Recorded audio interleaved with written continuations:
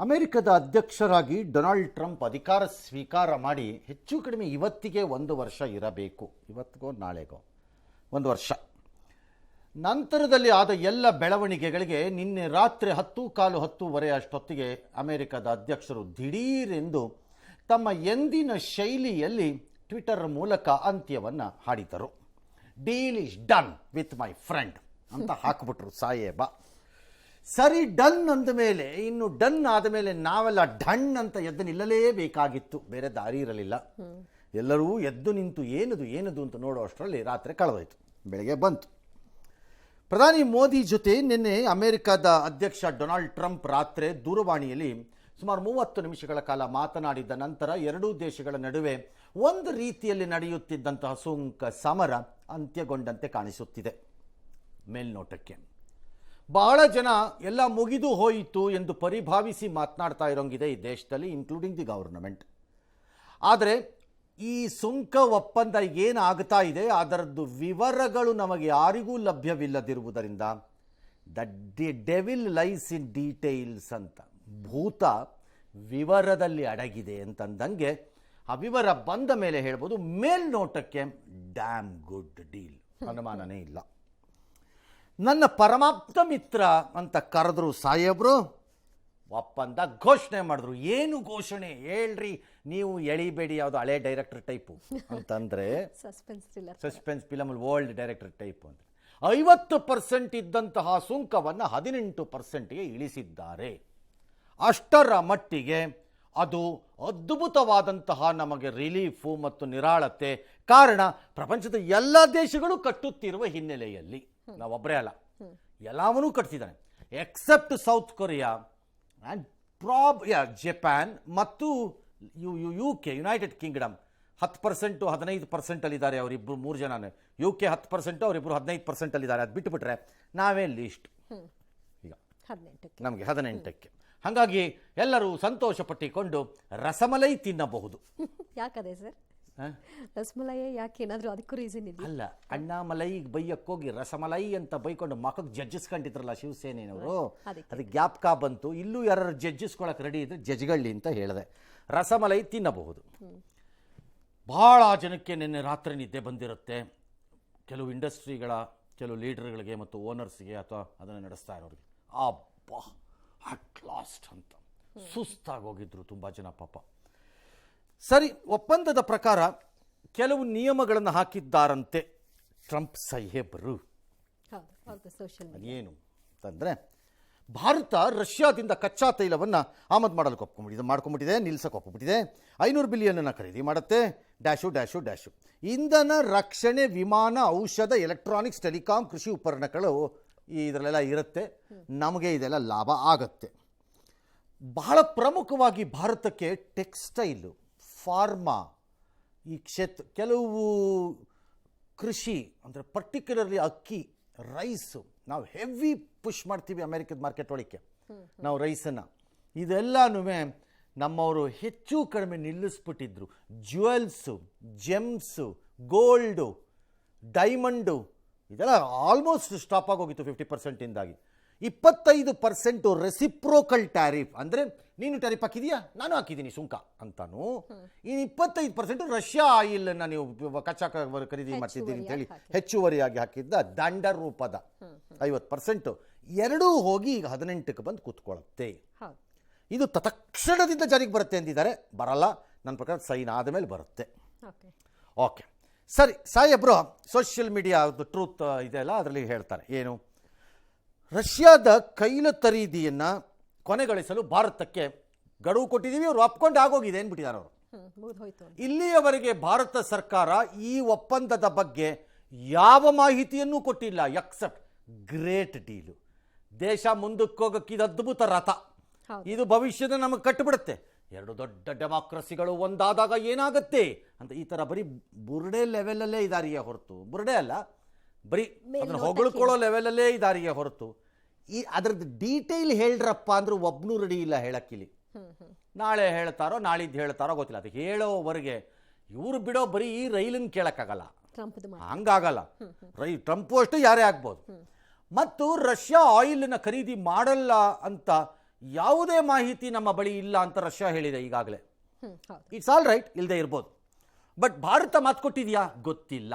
But ಒಂದಿದೆ ಇದರಲ್ಲಿ, ಬಹಳ ಜನ ಅಯ್ಯೋ ಬಿಟ್ಬಿಡ್ತಾರಾ ರಷ್ಯಾದ. ಆ್ಯಕ್ಚುಲಿ ನಾವು ರಷ್ಯಾಯಿಂದ ಕಚ್ಚಾ ತೈಲನ ಖರೀದಿ ಮಾಡೋ ದೇಶನೇ ಅಲ್ಲ. ಬಹಳ ಜನ ಇದನ್ನು ಗಮನಿಸೋದೇ ಇಲ್ಲ. ನಾವೇನು ಬಡ್ಕೊಂಡು ಸಾಯೋಣ. Russia has never been a primary or a principal supplier of crude. ಕಚ್ಚಾ ತೈಲವನ್ನು ಭಾರತಕ್ಕೆ ಸರಬರಾಜು ಮಾಡುವ ಪ್ರಮುಖ ಹಾಗೂ ಪ್ರಮುಖಾತಿ ಪ್ರಮುಖನಾದಂತಹ ದೇಶ ರಷ್ಯಾ ಭಾರತಕ್ಕೆ ಅಲ್ಲವೇ ಅಲ್ಲ. ಯುಕ್ರೇನ್ ಯುದ್ಧ ಪ್ರಾರಂಭ ಆದಾಗ ಕನ್ಸೆಷನ್ನಲ್ಲಿ ರಿಯಾಯಿತಿಲಿ ಕೊಟ್ಟರು, ನಾವು ತಗೊಂಡಿಟ್ಕೊಂಡ, ಹಾಗಾಗಿ ಅದು ಜಾಸ್ತಿ ಆಗಿತ್ತು. ಈಗ ಅದು ವಾಪಸ್ ಇಳಿದು ಬಂದು 20%ಗೋ 16%ಗೋ ಬಿದ್ದೋಗಿದೆ. ಹಿಂದೆ ಎಲ್ಲ ನಾವು 2-3% ಗೊತ್ತಿದ್ವಿ. ಯಾಕೆ ಹಾಗೆ ನಮ್ಮದು ಬಹಳ ಜನ ಅಂದ್ಕೊಂಡಿರೋದು ಯಾರು ಎಲ್ಲಿಂದ ಏನು ಬೇಕಾದ್ರೂ ಖರೀದಿ ಮಾಡ್ಕೊಂಬಿಡ್ಬೋದು ಅಂದ್ಕೊಂಡಿದ್ದಾರೆ. ಮಾಡ್ಬೋದು, ಮಾಡೋಕ್ಕಾಗಲ್ಲ ಅಂತಿಲ್ಲ. ಬಟ್ ತಾಂತ್ರಿಕವಾಗಿ ಕಚ್ಚಾ ತೈಲಗಳು ಒಂದೊಂದು ಭೂಭಾಗದ್ದು ಒಂದೊಂದು ತರಹದ ಕಚ್ಚಾ ತೈಲ. ಎಲ್ಲ ಕಚ್ಚಾ ತೈಲನೂ ಒಂದೇ ಥರ ಇರಲ್ಲ. ಅದನ್ನು ರಿಫೈನ್ ಮಾಡೋಕ್ಕೆ ರಿಫೈನರಿಗಳನ್ನು ಆ ಕಚ್ಚಾ ತೈಲಕ್ಕೆ ಹೊಂದುವಂತೆ ರೆಡಿ ಮಾಡ್ಕೋಬೇಕು. ಈಗ Venezuelan oil is a very different oil than Russian oil. Or Saudi Arabian oil is very different oil than American oil shale. ಹಾಗಾಗಿ ಎಲ್ಲ ಆಯಿಲು ಒಂದೇ ಅನ್ನೋಕ್ಕಾಗಲ್ಲ. ಸ್ಟಿಲ್ ನಾವು ತಗೊಳ್ತೀವೋ ಇಲ್ವೋ ಗೊತ್ತಿಲ್ಲ. ಅಮೆರಿಕಾ ಅಥವಾ ವೆನೆಜುಲಾದಿಂದ ಖರೀದಿ ಮಾಡಬೇಕು ಅಂತ ಸಾಹೇಬರು ಹೇಳ್ಬಿಟ್ಟಿದಾರಂತೆ. ಮಾಡ್ಬೋದು. Bharat is okay. ಭಾರತ ಮೊದಲಿಂದ ಏನು ಹೇಳ್ತೇವೆ, ನಾವು ಯಾರಿಂದ ಬೇಕಾದ್ರೂ ಖರೀದಿ ಮಾಡ್ತೀವಿ. ನಮಗೆ ಅದರದ್ದು ದೇಶದ ರಕ್ಷಣೆ ಆಗಬೇಕು. Energy security number 1. ಕಾಸು ಹೆಚ್ಚು ಮಾರ್ಕೆಟು, ನಾವು ವ್ಯಾಪಾರ ಮಾಡೋದು ನಿಂತ್ಕೋತೀವಿ ಸೊಪ್ಪು ಥರ. ನಮ್ಗೆ ಅದು ಹೋಗ್ಬೇಕು. ಎಲ್ಲಿ ಕಡಿಮೆ ಬರುತ್ತೆ ಅಲ್ಲಿಗೆ ಬರ್ತೀವಪ್ಪ. ನಾವು ರಷ್ಯಾನೇ ಗುತ್ತಿಗೆ ಹೊಡ್ಕತೀವಿ ಅಂತಲೂ ಹೇಳಿಲ್ವಲ್ಲ. ನಾವೆಲ್ಲ ಹೇಳಿದ್ದೀವಿ? ಯಾರಿಗೂ ಮುದ್ರೆ ಹಾಕಿಲ್ಲ. ಏನಕ್ಕೆ ಬರೀ ಭಾರತದ ಮೇಲೆಲ್ಲ ದಬ್ಗ ಅಂತ ಬೀಳ್ತಾರಪ್ಪ ಅಂತಂದರೆ, ಭಾರತ ಚೈನಾ ಏರ್ಪೇರ್ ಮಾಡಿದ್ರೆ ಖರೀದಿನ ಪ್ರೊಡ್ಯೂಸ್ ಮಾಡೋ ದೇಶ ಏರ್ಪೇರ್ ಆಗಿ ಮೇಲಕ್ಕೆ ಹೋಗ್ಬಿಡುತ್ತೆ ಒಂದೇ ಸರಿಗೆ. ಶಿವ ಅನ್ಕೊಂಡು. ಯಾಕಂದರೆ ನಮ್ಮಿಬ್ಬರದ್ದು ಕನ್ಸಂಪ್ಷನ್ ಅಷ್ಟಿದೆ. ಭಾರತದ್ದು ಕನ್ಸಂಪ್ಷನ್ ಅಷ್ಟು ಹೆವಿ ಕನ್ಸಂಪ್ಷನ್ ನಮ್ಮದು. ಸೊ ಖರೀದಿ ಮಾಡ್ಬೋದು ನಾವು. ನಾಳೆ ವೆನೆಜುಲಾದ ಖರೀದಿ ಔಷಧ ಖರೀದಿನ ಅಥವಾ ಅಮೆರಿಕಾಯಿಂದ ಆ್ಯಕ್ಚುಲಿ ಮಾಡ್ತಾ ಇದ್ದೀವಿ ನಾವು. ಒಂದಿಷ್ಟು ಆಯಿಲ್ ಪರ್ಚೇಸ್ ಇದೆ. ಆ್ಯಕ್ಚುಲಿ ವೆನೆಜುಲಾಯಿಂದನೂ 2% ಇಷ್ಟು ಆಯಿಲ್ ಪರ್ಚೇಸ್ ಇದೆ ನಮ್ಮದು. ಮಡೂರೋ ಇದ್ದಾಗಲೇ ನಮ್ಮದು ಒಂದು 2% ಆಯಿಲ್ ಪರ್ಚೇಸ್ ಇದೆ ಅಲ್ಲಿಂದ. ಇದು ಯುದ್ಧ ನಿಲ್ಸಕ್ಕೆ ಅನುಕೂಲ ಅಂತೆ ರಷ್ಯಾ ಉಕ್ರೇನ್ದು. ಎಂಥದ್ದೂ ಇಲ್ಲ ಯುದ್ಧ ನಿಲ್ಸಕ್ಕೆ ಅನುಕೂಲ. ಆಯ್ತಪ್ಪ, ಏನು ಅವ್ರೇನು ಬಕ್ರಾಗಳ ಅಮೆರಿಕದವರು? ಇದೆಲ್ಲ ಆಪ್ಟಿಕ್ಸ್. ಅಥವಾ ಇಂಡಿಯಾನವ್ರೇನು ಬಕ್ರಾಗಳ ಅಥವಾ ರಷ್ಯಾದವ್ರು ಬಕ್ರಾಗಳ? ಆಯ್ತಪ್ಪ, ಆಯಿಲಲ್ಲಿ ಕಾಸು ನಿಲ್ಲಿಸ್ತೀರಿ. ಯಾತಕ್ಕೆ? ರಷ್ಯಾಗೆ ಡಾಲರ್ ಸಿಕ್ಕಿಬಿಡುತ್ತೆ. ಡಾಲರಿಂದ ಅದು ವೆಪನ್ಸನ್ನು ತಗೊಂಡ್ಬಿಡುತ್ತೆ. ಆ ವೆಪನ್ಸಿಂದ ಯುದ್ಧ ಮಾಡಿಬಿಡುತ್ತೆ. ಆ ಯುದ್ಧದಿಂದ ಯುಕ್ರೇನ್ ತೊಂದರೆ ಕೊಡುತ್ತೆ. ಡ್ಯಾಶು ಇಷ್ಟಿತ್ತಾನೆ. All right. ಯಾರವ್ರಿಗೆ ಡಾಲರ್ ಕೊಡ್ತಿರೋದು? ನೀವು ಇಂಡಿಯಾನವರು ತಗೊಂಡು ತುಂಬಿ ಕೊಡ್ತಾ ಇದ್ದೀರಿ ಚೀಲದಲ್ಲಿ ಡಾಲರ್ನ. ಓಕೆ, ನಾವು ಕೊಡಲ್ಲ ಅಷ್ಟೇ ತಾನೆ. ಆಯ್ತು, ಕೊಡಕ್ಕೆ ಅದು ಒಂದೇನು ಆಗಬೇಕಾಗಿ ಇಲ್ವಲ್ಲ. ನಾಳೆ Su-57 manufacturing come purchase agreement ಮಾಡ್ಕೊಂಡ್ರೆ ನಾವು ರಷ್ಯಾ ಜೊತೆ ಇಲ್ಲೇ ತಯಾರಿ ಮಾಡೋದು ಪ್ಲಸ್ ಅದನ್ನು ಬೈ ಮಾಡಿದ್ರೆ ಒಂದು 4 ಬಿಲಿಯನ್ನೋ 6 ಬಿಲಿಯನ್ನೋ 8 ಬಿಲಿಯನ್ನೋ ಡೀಲ್ ಮಾಡಿದ್ರೆ ಕೊಡೋದು ಬೇಡವಾ? ಹಾಗೇನು ಮಾಡ್ತೀರಿ? ಹಿಂಗಾದ್ರೆ ಹೆಂಗಾಗತ್ತೆ? ಹಂಗೆಲ್ಲ ಆಗಲ್ಲ ಅದು. ಬಟ್ ಸ್ಟಿಲ್ ಒಂದಿಷ್ಟು ಎಫೆಕ್ಟ್ ಅಂತೂ ಆಗುತ್ತೆ. ಆಯ್ದ ಸುಂಕಗಳ ಮೇಲೆ ಭಾರತ ಶೂನ್ಯ ಸುಂಕ ವಿಧಿಸಬೇಕು ಅಂತ ಸಾಹೇಬರು ಹೇಳ್ಬಿಟ್ಟಿದ್ದಾರೆ. ಯಾರೋ ಒಪ್ಕೊಂಡಿದ್ದಾರೆ. ಕೊಡ್ಬೋದು ಶೂನ್ಯ ಸುಂಕ. ರೆಸಿಪ್ರೋಕಲಿ ಅವರು ಕೊಟ್ಟಾಗ EU ಅಂದರೆ ಯುರೋಪಿಯನ್ ಒಕ್ಕೂಟದ ಜೊತೆಗೆ ಆಗಿರೋದಲ್ಲಿ 90-94% ಅಷ್ಟು ನಾವು ಅವರು ನಮಗೆ ಶೂನ್ಯ ಶುಂಕವನ್ನು, ನಾವು ಅವ್ರಿಗೊಂದು 96-97% ಅಷ್ಟನ್ನು ಕೊಟ್ಟಿದ್ದೀವಿ. ನಾವು ಕೊಡ್ಬೋದು, ಕೊಡೋಕ್ಕಾಗಲ್ಲ ಅಂತೇನಿಲ್ಲ. ಅದು ರೆಸಿಪ್ರೋಕಲ್ ಆಗಿದ್ದರೆ ಇಲ್ಲೂ ಆಗ್ಬೋದು. ಡೀಟೇಲ್ ಬರಬೇಕು. ಇಂಧನ, ಕೃಷಿ, ಕಲ್ಲಿದ್ದಲು, ತಂತ್ರಜ್ಞಾನ ಸೇರಿ $500 ಬಿಲಿಯನ್ ಹೆಚ್ಚಿದ್ದು ಅಮೆರಿಕದ ಉತ್ಪನ್ನಗಳನ್ನ ಭಾರತ ಖರೀದಿ ಮಾಡುತ್ತೆ ಅಂತ ಸಾಹೇಬರು ಅನೌನ್ಸ್ ಮಾಡಿದ್ದಾರೆ. 500 ಬಿಲಿಯನ್. ಎಷ್ಟು 500 ಬಿಲಿಯನ್ ಅಂದರೆ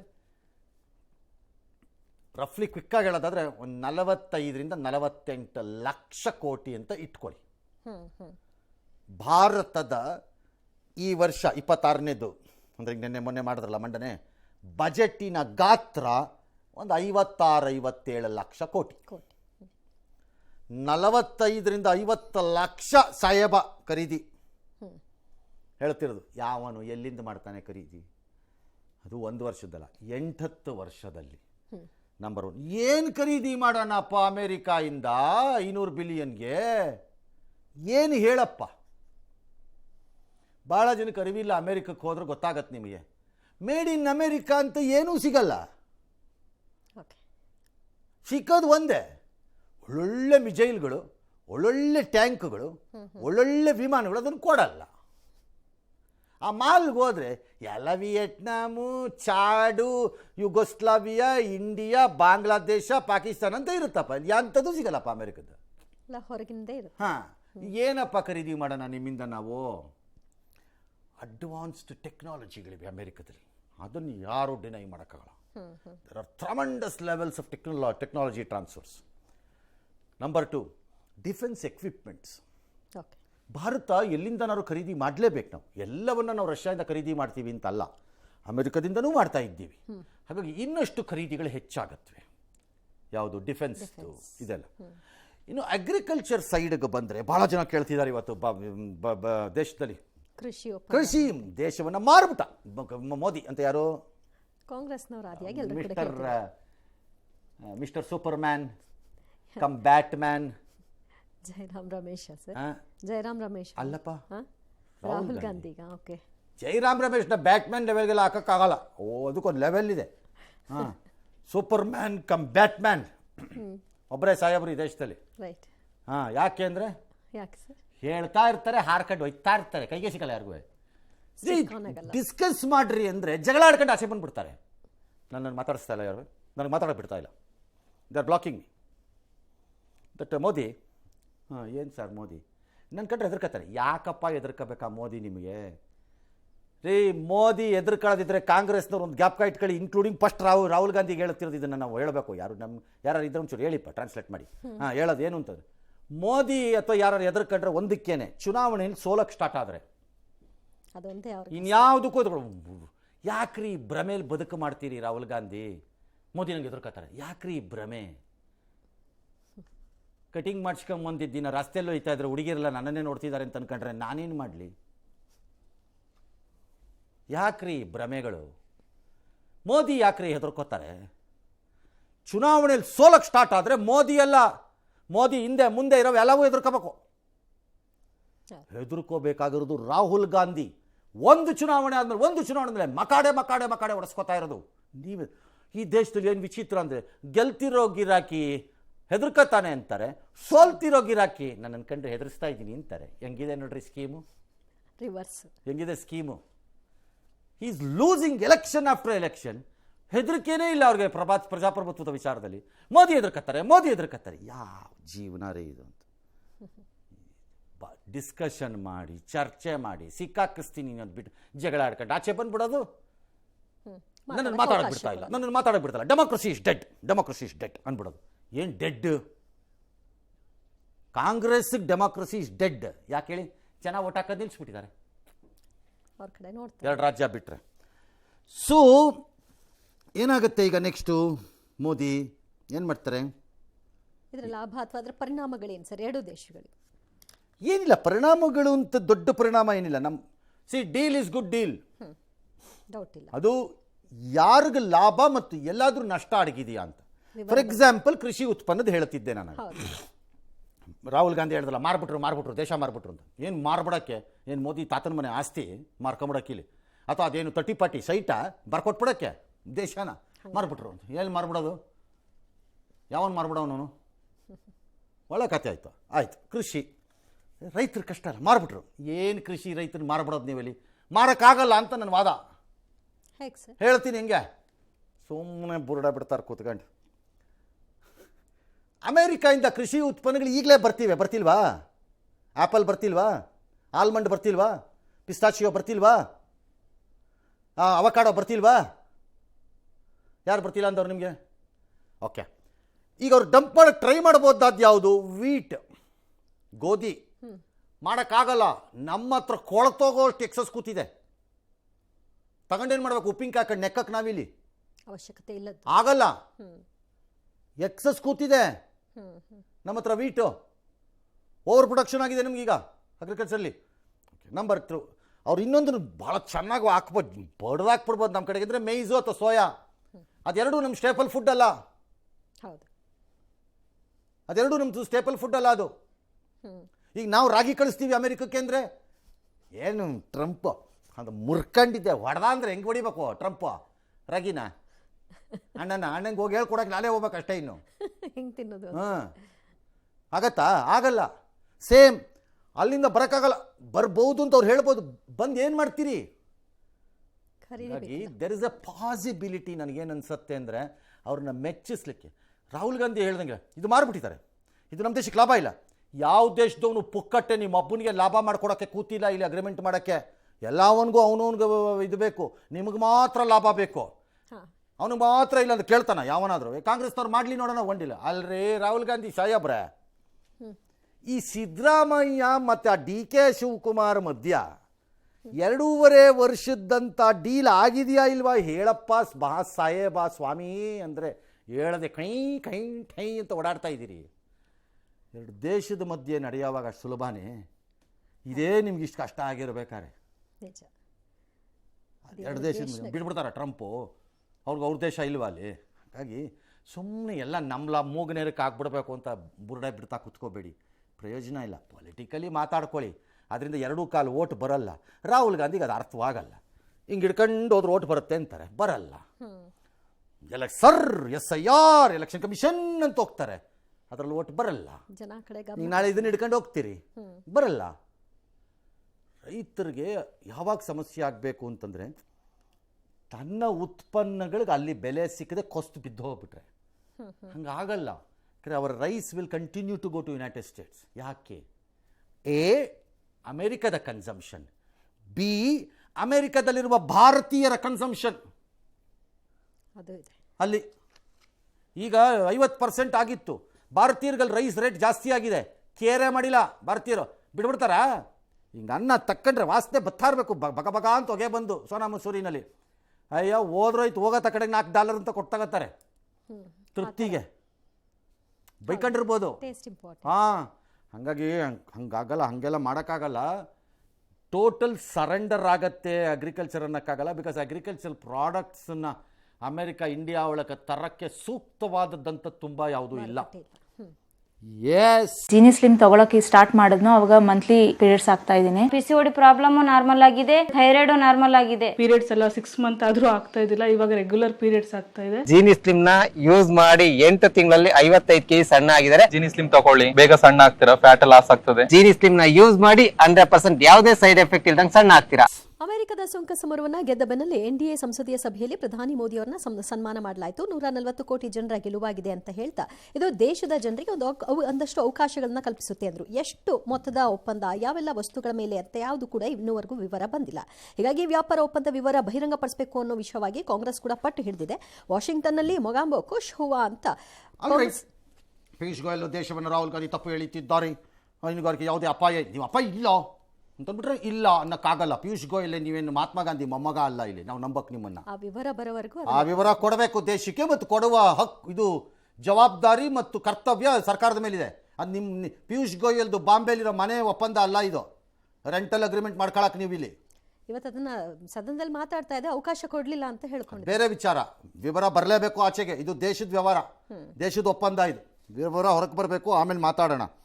ಕಾಂಗ್ರೆಸ್ ಅದ್ರ ಅಲ್ಲಿವರೆಗೂ ಸ್ವಲ್ಪ ಬಾಯಿ ಮುಚ್ಕೊಂಡಿದ್ದಿದ್ರೆ ಚೆನ್ನಾಗಿರ್ತಿತ್ತು. ಅಷ್ಟೊಳಗಡೆ ಹಾರಿ ಜಂಪ್ ಮಾಡ್ತಾರೆ, ಏನು ಮಾಡೋಕ್ಕಾಗಲ್ಲ. ನಾವೇನು ಮಾಡೋಕ್ಕಾಗಲ್ಲ. ಸ್ವಲ್ಪ ಹುಡುಗ ಬುದ್ಧಿ ಇರುತ್ತೆ, ಏನು ಮಾಡೋಣ, ಏನು ಮಾಡೋಕ್ಕಾಗಲ್ಲ. ಯಾರು ಹುಡುಗರಲ್ಲಿ? ಯಾರು ಇಲ್ಲ, ಎಲ್ಲರಿಗೂ ವಯಸ್ಸಾಗಿದೆ. ಕಾಲದಲ್ಲಿ ರಾಹುಲ್ ಗಾಂಧಿ ಹುಡುಗ ಬುದ್ಧಿ ಏನ್ಬೋದಿತ್ತು, ಈಗೇನಿಲ್ಲ. ಈಗ ಅವ್ರಿಗೂ 50+ ಆಗಿಲ್ವಾ? ಹಾಂ, ಯಾರಿಗೂ ಇಲ್ಲ. ಇನ್ನು ಯಾಕೆ ಇದು ಇಷ್ಟೊಂದು ಇಂಪಾರ್ಟೆಂಟ್ ಆಯಿತು ಡೊನಾಲ್ಡ್ ಟ್ರಂಪ್ಗೆ? ಇದಕ್ಕಿದಂತೆ ಸಾಹೇಬ ಯಾಕೆ ಫೋನ್ ಎತ್ಕೊಂಬಿಟ್ಟ ಮೋದಿ ಕಡೆಗೆ? ಯಾಕೆ ಒಪ್ಪಂದ ಮಾಡ್ಕೊಳ್ಬೇಕಾಯ್ತು? ಎಲ್ಲ ಯುರೋಪು ಭಾರತದ ಜೊತೆ ಒಪ್ಪಂದ ಮಾಡ್ಕೊಂಡ್ಬಿಡ್ತು. ಯುರೋಪು ಅಮೆರಿಕದ ವಾದ ಏನೀಗ ಇತ್ತು ಅಂದರೆ ಕಳೆದ 3-4 ದಿನದಿಂದ ನಾನು ವಾಚ್ ಮಾಡ್ತಾ ಇದ್ದೆ ಅಲ್ಲಿ ಇದನ್ನೆಲ್ಲ. ಅಲ್ಲಪ್ಪ, ಈ ಯುರೋಪ್ನವ್ರಿಗೋಸ್ಕರ ನಾವು ಇಂಡಿಯಾ ಮೇಲೆ ರಷ್ಯಾದು ಆಯಿಲ್ ತಗೋತಾ ಇದೆಯಾ ಅಂತ 25% ಹಾಕಿದ್ರೆ ಯುರೋಪ್ ಅವ್ರಿಗೆ ಅವರೇ ಡೀಲ್ ಮಾಡೋಕ್ಕೆ ಬಂದ್ಬಿಟ್ರು ಭಾರತದ ಜೊತೆ. ನಾವ್ಯಾಕೆ ಸಾಯ್ತಾ ಇದ್ದೀವಿ? ನಾವು ನಮ್ಮ ಡೀಲ್ ಮಾಡ್ಕೊಳ್ಳೋಣ. ನಂಬರ್ 1. ನಂಬರ್ 2, ಭಾರತ ಎಲ್ಲರ ಜೊತೆನೂ ಸ್ಲೋಲಿ ಡೀಲ್ ಮಾಡ್ಕೊಂಡು ಬಂತು, ಮಾರ್ಕೆಟನ್ನು ಎಕ್ಸ್ಪ್ಯಾಂಡ್ ಮಾಡಿಕೊಂಡು. ಒಂದು ಕಡೆ EU ಮಾಡ್ಕೋತು, ಅಂದರೆ ಯುರೋಪಿಯನ್ ಒಕ್ಕೂಟ. ಇನ್ನೊಂದು ಕಡೆ ಬ್ರಿಟನ್ ಮಾಡ್ಕೋತು, ಗ್ರೇಟ್ ಬ್ರಿಟನ್ನು, ಲಂಡನ್, ಇವ್ರ ಜೊತೆ. ಇನ್ನೊಂದು ಕಡೆ UAE ಮಾಡ್ಕೋತು. ಇನ್ನೊಂದು ಕಡೆ ಈಗ ಕೆನಡಾ ರೆಡಿ ಮಾಡ್ಕೋತಾ ಇದೆ. ಈಗ ಮಾರ್ಚಲ್ಲಿ ಬರ್ತಾರೆ ಮಾರ್ಕಾರ್ನಿ, ಕೆನಡಾದ ಪ್ರೈಮ್ ಮಿನಿಸ್ಟರ್ ಇಲ್ಲಿಗೆ ಬರ್ತಾರೆ, ಅದು ಸ್ಟಾರ್ಟ್ ಆಗುತ್ತೆ. ಇನ್ನು ಅದು ಬಂದಿದೆ.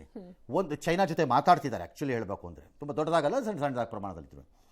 ಎಲ್ಲ ಒಂದೊಂದಾಗ ಕ್ಲೋಸ್ ಮಾಡ್ಕೊಂಡು ಬಂದರು. ಈಗ ಆ್ಯಕ್ಚುಲಿ ಭಾರತದವರು ನೀವು ಖುಷಿಯಾಗಿರಬೇಕೀಗ. ಯಾಕೆ ಅಂದರೆ ಒಂದು ಕಡೆ ಈ ಟ್ರಂಪ್ ಎದುರಿಸಿದ್ರಿಂದ ನಮ್ಮನ್ನು ನಾವು ಬೇರೆ ಕಡೆ ಹುಲ್ಲು ಮೇಯಕ್ಕೆ ಹುಲ್ಲುಗಾವಲನ್ನು ಕಂಡಿಡ್ಕೊಂಡಿದ್ದೀವಿ. ಓಕೆ, ನಮ್ಮ ಹುಲ್ಗಾವಲು ಏನಿತ್ತು ಅದಲ್ಲದೆ ಎಕ್ಸ್ಟ್ರಾ ಹುಲ್ಗಾವಲನ್ನು ಕಂಡಿಡ್ಕೊಂಡಿದ್ದೀವಿ ಮೇಯ್ಕೊಳ್ಳೋಕ್ಕೆ. ಇಲ್ಲಿವರೆಗೂ ನೋಡ್ತಿರಲಿಲ್ಲ, ಸುಮ್ಮನೆ ಜನರಲ್ ಆಗಿ ಹೇಳ್ತಿರೋದು, ಸರಳವಾಗಿರಲಿ ಅಂತ. ಎರಡನೇದು, ಈ ಅಪ್ಪ ನಮಗೆ ಕಾಟ ಕೊಟ್ಟಿದ್ದರಿಂದ ನಮ್ಗೆ ಇದ್ದಿದ್ದು ಹುಲ್ಗಾವಲಲ್ಲಿ ದಿನಕ್ಕೆ 16 kg ತಿನ್ನೋ ಬದಲು 8 kg 9 kg ತಿಂದು ದಿನ ಕರೆಕ್ಟಾಗಿ ಕಳೆಯೋ ಥರ ಕಲ್ತ್ಕೊಂಡಿದ್ದೀವಿ. ಅಂದರೆ ನಮ್ಮ ಲೇಬರನ್ನು ಕಂಟ್ರೋಲ್ ಮಾಡೋದು, ಕಾಸ್ಟ್ಗಳನ್ನು ಕಂಟ್ರೋಲ್ ಮಾಡ್ಕೊಳ್ಳೋದು, ವೆಚ್ಚಗಳನ್ನು ನಿಯಂತ್ರಿಸ್ಕೊಳ್ಳೋದು, ಇವೆಲ್ಲ ಮಾಡ್ಕೊಂಡಿದ್ದೀವಿ ಅದ್ರ ಹೊಡೆತ ತಪ್ಪಿಸ್ಕೊಳ್ಳೋಕ್ಕೆ. ಈಗ ಐಸಿಂಗ್ ಆನ್ ದಿ ಕೇಕ್ ಅನ್ನೋ ಥರ, ಐಸಿಂಗ್ ಆನ್ ದಿ ಕೇಕ್ ಅನ್ನೋ ಥರ ಅಮೆರಿಕದ್ದು ಒಪ್ಪಂದ ಬಂದ್ಬಿಡ್ತು 18% ಕಡಿಮೆ. ಮೂರರ ಅಡ್ವಾಂಟೇಜ್ನು ತಗೋಬೇಕು ನಮ್ಮವ್ರು. ಇವಾಗ ಹೊಸ ಹುಲ್ಗಾವಲಿದೆ, ಹಳೆ ಹುಲ್ಗಾವಲಲ್ಲಿ ಉಳಿಸೋದು ಕಲ್ತಿದ್ದೀವಿ, ಮತ್ತು ಇದ್ದಿದ್ದು ಹುಲ್ಗಾವಲು ವಾಪಸ್ ಬಂದ್ಬಿಟ್ಟಿದೆ. ಕಲ್ತ್ಕೋಬೇಕೀಗ.